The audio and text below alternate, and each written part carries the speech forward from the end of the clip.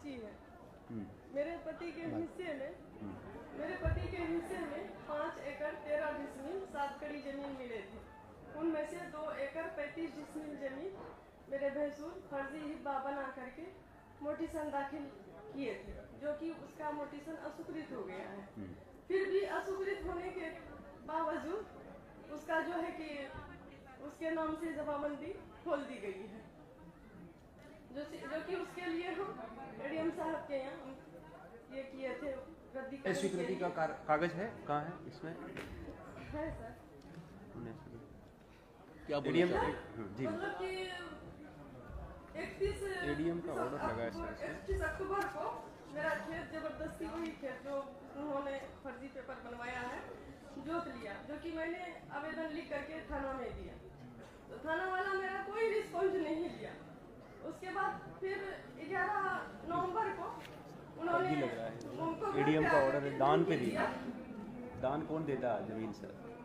तुम ज्यादा मतलब बोलेगी तो तुमको जान से मार पीस करके वही खेत में गाड़ देंगे तुमको। और उसके बाद जो है कि हम 12 तारीख को वो क्या कि 50-60 आदमी को ला करके मेरे खेत पर पिलर तार से घेर करके घर वगैरह बना दिए। उस पर तो थाना गए, थाना बोला, फिर मेरा रिस्पॉन्स नहीं किया। तो हम डीएसपी सर से मिले, वो जब थाना में फोन किए तो वो जाकर के 144 लगवाए। 18 तारीख को उसको नोटिस मिला और 19 तारीख को मुझे झूठा केस में SST थाना से करवा दिया। किससे करवा दिया SC/ST का केस आप पे? वो तो मुस्लिम तो SC/ST में होगा नहीं। मतलब उसके जानकार के थे। किसी से करा दिया? किसी से करवा दिया झूठा केस। 15 दिन केस नंबर बताएंगे तो मैडम देखेंगे। वो तो उसके कॉन्टेक्स्ट में अगर इसने झगड़ा चल रहा और कराया है तो वो उसको उस हिसाब से आप देखेंगे। केस का डिटेल बता दीजिए आप उधर। खतरनाक खेल हो रहा है। नहीं, ये तो बड़ा खतरनाक खेल है कि जमीन का विवाद है, उसको SC/ST केस में फंसा करके दबाव बनाने का।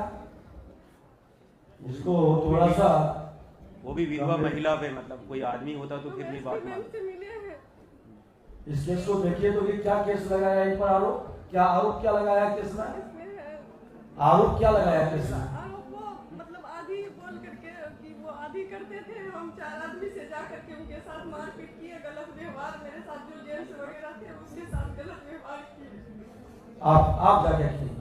मैं उसका कहना है कि मैं 4 आदमी, 2-3 जेंट्स और मैं एक महिला, 4 आदमी से गए, उसके साथ मारपीट किए और वो मेरे साथ जो जेंट्स गए थे उसके साथ वो और महिला के साथ गलत व्यवहार किए। यही बात बोल करके वो केस आप इसको जांचवा लीजिए और इस तरह के झूठा केस अगर जो लगाता है तो उसको जांचिए और ऐसे लोग पर भी एक्शन होनी चाहिए। ये मानसिकता कतई उचित नहीं है। अभी केस एडीएम साहब रिजेक्ट किए हमारे केस को। अभी एडीएम साहब के यहाँ चल रही है केस नंबर मेरा 119 है। लिख लो भाई, लिख लो, सुन लो आप केस को। हम एक दिन मिले भी थे एडीएम साहब से। सर प्लीज मेरा न्याय कर दीजिए। सर ये म्यूटेशन से कर रहा था जो भी काम घबराइए नहीं, न्याय मिलेगा। सीओ मैडम माइक दीजिए तो हमको। आप कुछ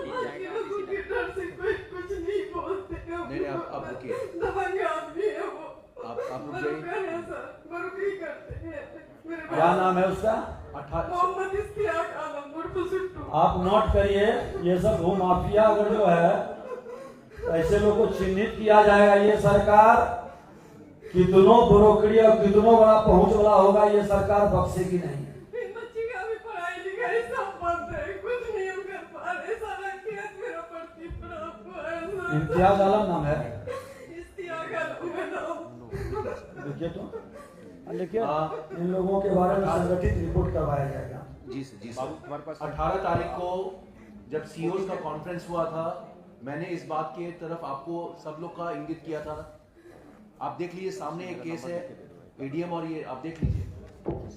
और मुझे पता भी नहीं था ऐसा केस हमारे पास पूर्णिया में आएगा। जैसा मैंने उस दिन बोला था, एक डायरेक्शन दिया था, उसी दिशा में कार्रवाई करें जब भी ऐसा कोई केस आए। ऐसा नहीं कि अगर कोई लेडी है, असहाय है, उसके अगेंस्ट ऑर्डर पास करते चले जाएं। एक तो सामाजिक रूप से प्रताड़ित होती है विधवा, ऊपर से हम उनका जमीन ले रहे हैं। ये कौन सा न्याय है? हमारी कलम तो कमजोर, और उस आदमी के दे दीजिए उनको। उसको सुन के नहीं बता पा रहा तो सुन के करना चाहिए। दान में कौन जमीन देता है भाई? विधवा दान में देगी? ये दान में दी हुई जमीन का बात कर रहा है वो उसने बताया, मुझे समझ में आया थोड़ा बहुत, दान दे दिए। मेरे पति बाबू को नहीं किए थे। हिब्बा दान को बोलते हैं सर उर्दू में। तो दान कौन करता है? आज के जमाने में तो कलम दान नहीं करता आदमी, जो है जमीन 7 एकड़ जमीन। पेपर में है सर, देख लीजिए उसका भी हम निकाले हैं उसका नकल। ये देखिए सर इसका क्या, देखिए उसका ये सर क्या है। बाहर में जो भी आवेदन लेकर के रजिस्ट्रेशन हो रहा हो, घबराए नहीं, सारे आवेदन पर संज्ञान लिया जाएगा। धैर्य रखें। आप दायर कीजिए इनके यहाँ। मैं आप कर लेंगे, ठीक है, डीएम साहब कर लेंगे सुनवाई, नोट भी कर लीजिए इनका। नहीं, ये आवेदन मिल गया सर, मैं इन्हीं को दे रहा हूँ। एसपी साहिबा इनको देखिए, सुरक्षा की व्यवस्था बने, और जो केस किया है झूठा केस, उसका भी एक बार सत्यता की जांच होनी चाहिए, और इस तरह के करने वाले पर कार्रवाई होनी चाहिए। झूठा केस करने वाले पर कार्रवाई का तो है प्रावधान। मुझसे बात करना सीधा, ये मेरा ही नंबर है, ठीक। और इस तरह के तो बहुत बड़ा खेला पूर्णिया के अंदर है। ये तमाशा पूर्णिया बन गया है। आप उन दोनों से न एक बार में है, इधर सुनिए, क्या नाम हुआ आपका? बानो। आप नंबर ले लीजिए एसपी डीएम का, कोई दिक्कत है बात करिएगा। उसी कागज में लिख दीजिए, मैंने मेरा लिख दिया, आप भी लिख दो इसको नंबर अपना, दोनों लोग। लो बेटा अच्छे से। चलिए, ये डीएम साहब देखिए, न्याय देने के लिए हम लोग बैठे हैं।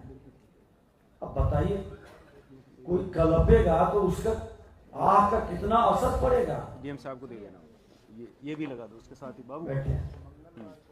अगला मेरा अनुरोध ये है हमारे सारे पदाधिकारी से कि आप, ये लोग इतने पढ़े लिखे और समझदार नहीं होते हैं, जो रेवेन्यू का जानकार नहीं होता है, तो हमें ये बताना होता है, गाइड करने की, कि भाई ऐसा नहीं बाबू, ये ऐसा प्रॉब्लम, तो हमको ये करना पड़ेगा।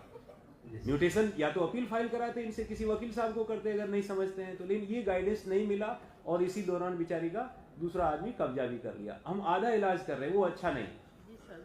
कितना दिन के अंदर आदेश पारित कर करके इनको कब्जा दिलाएंगे? एसपी साहब भी बैठी हैं। इसमें 2 चीजें हैं मैडम, आप एक तो डीसीएलआर साहब के न्यायालय में म्यूटेशन का अपील फाइल कर दीजिए, क्योंकि इन्होंने ही ऑर्डर खारिज किया है, चाहे गलती सही तो वो नहीं रेक्टिफाई करेंगे डीसीएलआर साहब के न्यायालय में। ये डीसीएलआर को कंडोन कर दीजिएगा डीसीएलआर साहब, और आगे बढ़िए। इनके पास भी गए थे, फोटो खींच के बोले कि हम भेज दिए मैडम, जाइए आप। क्या गए थे? कब दिए थे? कितना दिन पहले? 24 में तो मैं नहीं था सर, अभी इधर आई हूँ सर।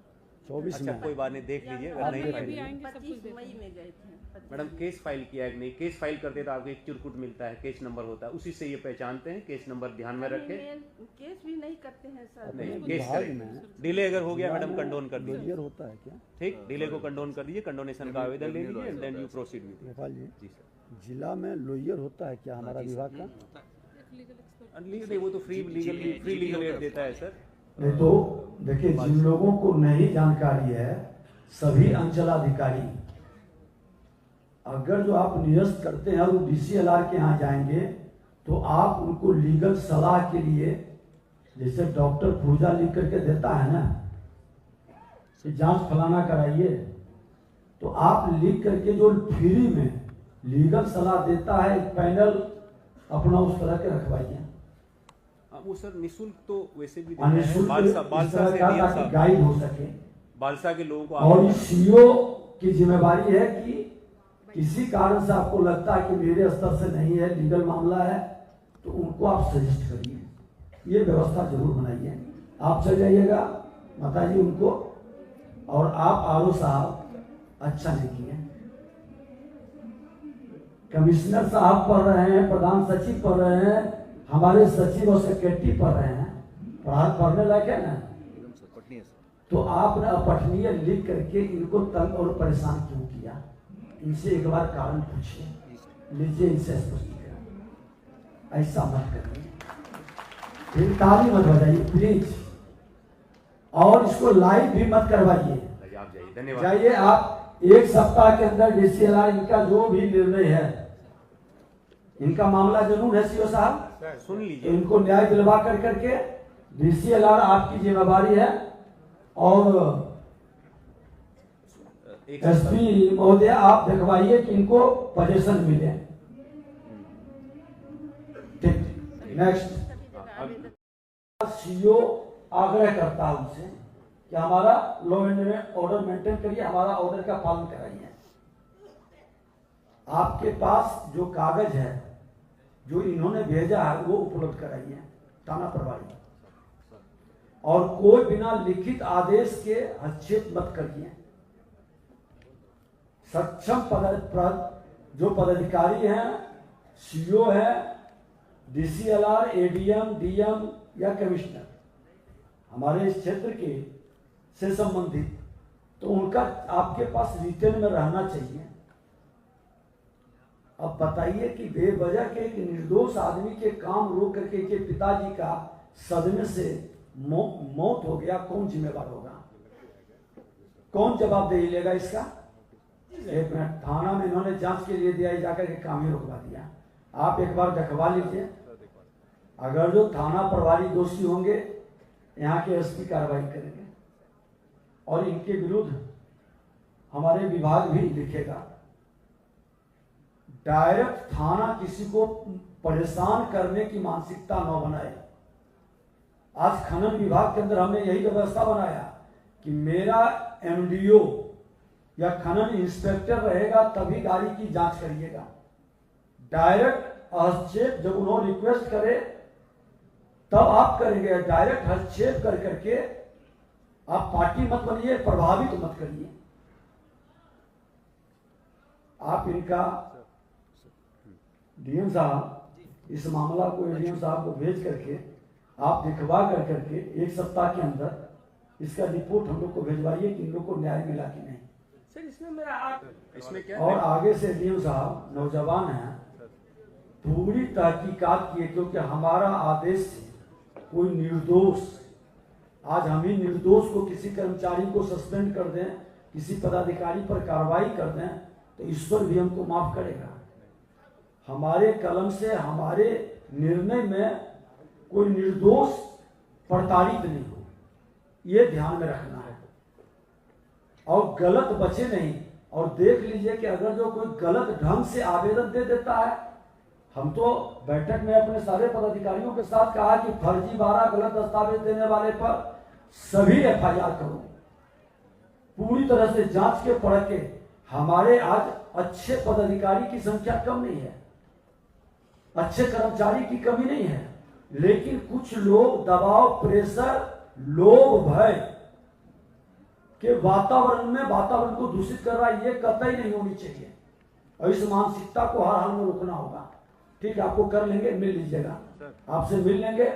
आप इनके साइड का सुरक्षा की व्यवस्था दिखवाइए कि सामान चोरी नहीं हो, और न्याय दिलाना हम लोग की जिम्मेवारी है ना जी। कोई ऊपर से तो अवतरित होकर नहीं आएगा, कौन देगा न्याय सुरक्षा? दिखवाइए। ठीक, आप इस बार DM साहब, इस तरह के मामला तो बहुत सारे होंगे यहाँ, ये मामले को एक बार देखवा कर करके और अपने विभाग के स्तर पर इसकी समीक्षा, कौन बता सकते हैं, इस पर प्रकाश डाल सकते हैं इस तरह के मामले में? सर मैं बोलता हूँ, जो सेटल लैंड है गवर्नमेंट के द्वारा, उसका तो फिर से बिक्री होना निषेध है उसमें। और अभी जो मुख्य सचिव का भी जो अभी परिपत्र निकला है उसमें भी लिखा हुआ है एकदम स्पष्ट रूप से कि जिनको लैंड सेटल किया गया है, it can not be unsettled. ये इसमें तो कहीं भी कभी भी उसको चेंज नहीं किया गया है। 47 के बाद से नहीं, जो सर्कुलर है वो अभी भी लागू है। तो हमको लगता है कि जमाबंदी कैंसिल और अगर जो बिक्री हुआ है उसको कैंसिल होना चाहिए। जमाबंदी हम कैंसिल करेंगे। पहले वेरीफाई, जी सर मैं इसमें जी बोल दीजिए। पहला वेरीफाई कर लीजिए कि इनको वाकई में हुआ है, पहला बात। दूसरा, अगर किसी के नाम पे जमाबंदी बन गया, अब इनिशियो वॉइड है, इसलिए कैंसिल करने के लिए आप अभी नहीं प्रस्ताव शुरू। दीजिए। हाँ। यस, बिगिनिंग से ही वो गलत है। चाहे कोर्ट में केस चल रहा है तो चलेगा, चलने दीजिए। उससे कोई जमाबंदी तो कैंसिल हम कर सकते हैं, तो एडीएम साहब के यहाँ पे कैंसिल कराइए। और इनको अगर वहां पे भी लीगल सहायता की जरूरत है तो बालसा से आप इनको लीगल असिस्टेंस प्रदान कराइए। एक बार डीएम साहब यही सब अराजकता फैलाएगा, लॉ एंड ऑर्डर बर्बाद करेगा। आप देखवा लीजिए कि कौन भू माफिया इस तरह का खेल खेला है और ऐसे लोगों के जमीन पर कैसे वो रास्ता निकाल रहा है। और माननीय न्यायालय के अंदर मामला है तो माननीय न्यायालय देखेंगे, लेकिन हमारे विभाग के न्यायालय में ये तो त्वरित गति से निर्णय हो। मेरा विभाग का अंदर सीओ स्तर पर, डीसीएलआर स्तर पर, एडीएम स्तर पर, डीएम और कमिश्नर स्तर पर इसका निर्णय हो। ठीक है, जाएगा माननीय न्यायालय जो निर्णय करेंगे वो स्वीकार होगा और अपना पक्ष भी माननीय न्यायालय में तरीके से रखा जाएगा, पूरी ढंग से पूरी तैयारी करके। आपका क्या नाम हुआ? नहीं देखवा लीजिए, डर से लोग बोल भी नहीं पा रहे हैं कि कौन लोग लिया है। कर्मचारी कौन है यहाँ? कर्मचारी भागीरथ प्रजापति। आपका नाम भागीरथ प्रजापति है? इनका तो नाम हरे राम है सर, वो जगह का नाम बताया। आप कभी मिले हैं ये? आप जानते हैं क्या मामला है? प्लॉट पर भी गए, सीयू साहब गए।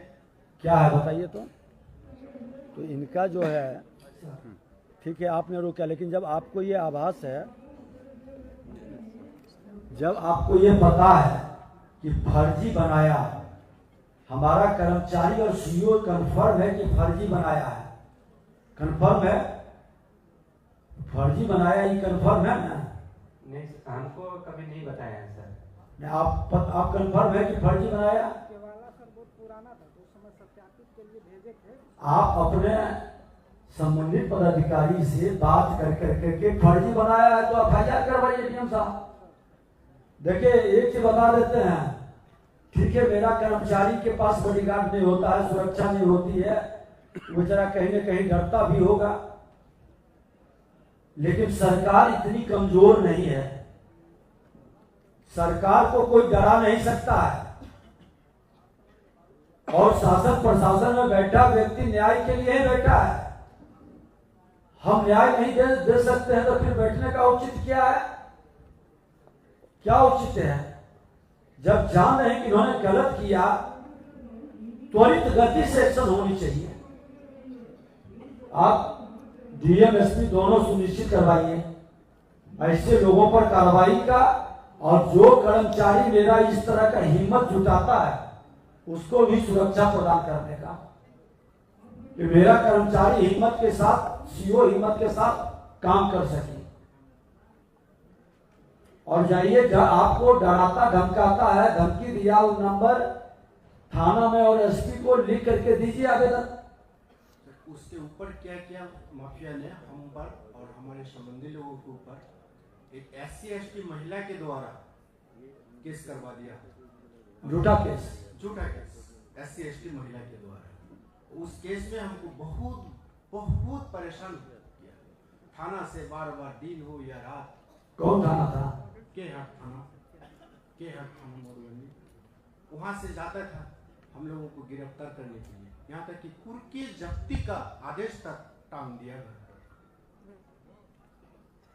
ऐसी स्थिति हम पर। माफिया की पहुंच पूरी तरह से थाना पर है ना?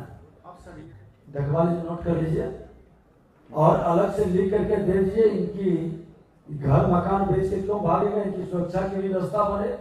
और कौन ऐसा बिहार में कोई माफिया, कोई क्रिमिनल, कोई ये सरकार बचने देगा? मेरे प्लॉट में सर हथियार के साथ, 4 व्हीलर के साथ कहां से लोग आता है, प्लॉट में घूमता है। नहीं ठीक है, आज विषय आ गया तो आपको डीएम एसपी के पास जाना चाहिए था। हमने सर खुद गए, आवेदन दिए, नीचे से ऊपर तक। अब तक मैं परेशान हूँ, सारा बायोडाटा इसमें है सर। 2023 मार्च। अच्छा ठीक, आप जब तक उधर बैठेंगे, आपका कागज एग्जामिन कर रहे तब देख तक पीछे लेते हैं। बैठे। डरना नहीं है, जो न्याय होगा मिलेगा। इनका क्या है मैडम, बंटवारा नामांतरण कागजात होने के पश्चात नहीं किया जाना। हाँ, इस मामले में मैडम आप बताएं, ये तो आदमी बताइए है नहीं, ये आदमी आए इसका आवेदन दे करके गायब है। हाँ, लेकिन इसका होना चाहिए था, आपने क्यों नहीं किया? हम लोगों के पढ़ने से लगा कि इसका होना चाहिए था, आपने क्यों नहीं किया उसका? कर्मचारी कौन है आके, उनको भी बुला लीजिए। सर मेरे संज्ञान में अभी तक नहीं। तो मैडम आप देखेंगे ना, आप ही के समय का तो है, इसमें ऑर्डर शीट लगा हुआ है। आप पढ़ रहे जब तक, आप बताइए कि फर्जी वंशावली के आधार, इनका आवेदन आप सीमा मांझी का है कि फर्जी वंशावली, नहीं इनका नहीं है मैडम, इनका नहीं, ये तो दूसरा आया नहीं। इनका फर्जी वंशावली अवैध रूप से भू माफिया द्वारा हड़पने के आरोप में ये इनका है। नोट कर लीजिए और उनसे स्पष्टीकरण लीजिए। आप ये डीएम के आदेश के बाद उन्होंने कैसे किया? और दूसरा इसमें अंशुल, ये इंट्रीम और ऑर्डर है। उनको एक पत्र भी यहाँ से भेजिए और उनको नोट करिए, तो डीसीएलआर को कहीं भी चल जाएंगे, रिटायर भी हो जाएंगे, तो इससे लोगों को श्मशान तक हम लोग पीछा करेंगे, इसमें ये ध्यान में रखिए। अच्छी बात है। और पिछला जो किया है उस सबको संशोधन करवाइए, कैंसिल कराइए। और कौन माफिया है डीएम साहब, कौन ये हरकत किया है उस पर कानूनी कार्रवाई करके उसका भी लिस्ट माफिया के श्रेणी में डलवाइए। कौन ये सब खेल खेल रहा है यहाँ? और इसमें एक बोलूं सर का, हमारे माननीय मंत्री जी का इसमें बहुत जोर है कि हम लोगों के राजस्व अधिकारी इसी बात से परेशान है कि हमारे यहाँ फर्जी कागजात ला के दे जाता है, और कई बार जाने अनजाने में आदमी के पास इतना समय नहीं होता, उसको हम लोग बिना वेरीफाई किए हम लोग कर डालते हैं, म्यूटेशन कर देते, क्योंकि समयबद्ध सीमा में हमको करना होता है। ऐसे में गलत आवेदन पे, गलत फोर्स डॉक्यूमेंट के आधार पे अगर अटेम्प्ट भी करेगा कोई म्यूटेशन के लिए या किसी के, तो हम लोग एफआईआर करेंगे। पहले भी आदेश दिया गया, ये फिट केस है जिसमें एफआईआर करने की आवश्यकता है। अगर सीओ साहब के यहाँ गलत एफिडेविट करके, पहली बात तो उस दूसरे अंचल वाले को बनाना नहीं चाहिए था, अगर बना दिया तो ये सदर के सीओ साहब सुन रहे होंगे, आप इसको देख लीजिए और उसमें एफआईआर करिए कि इसने गलत वंशावली बनाया। ये वेरीफाई कर लीजिए कि वंशावली जो कह रहे हैं ये सही है गलत है कि नहीं है, इसको वेरीफाई करने के बाद में आपको एफआईआर करना चाहिए। गलत वंशावली के आधार पे आपके यहाँ पे वो अटेम्प्ट कर दिया, म्यूटेशन करा दिया। और सही वंशावली क्या है, आप उसका सही वंशावली बताइए। सरपंच साहब होंगे, मुखिया जी होंगे, गांव के लोग होंगे, जानते होंगे सारी चीजें, उनसे बनवा के लाइए सही वंशावली। चलिए ठीक, अगला आप देख लीजिए, बहुत अच्छा। यही प्रार्थना सर, मेरी जमीन वापस दे दीजिए। अब नहीं संज्ञान में होगा, आ वो गया। दिखवा लीजिए। दे दिया है सर। और देखिए ऐसा नहीं समझिए कि इन्हीं का सिर्फ सुन रहे हैं, जो भी आवेदन आया है सबको संज्ञान में लिया जाएगा। ये तो टेस्ट करने के लिए एक नेचर के काम को एक दो निकाल करके हम लोग यहाँ आमने सामने बात कर रहे हैं। ठीक है सर उस बॉन्डिंग को तोड़वाया जाए सर, मेरे वो देख करके एक बार दिखवा दीजिए। नियम विरुद्ध है तो तोड़वाइए भी, और इससे भू माफिया को चिन्हित भी करिए अगला हम लोग जो ये खेल खेल रहा है। जी धन्यवाद।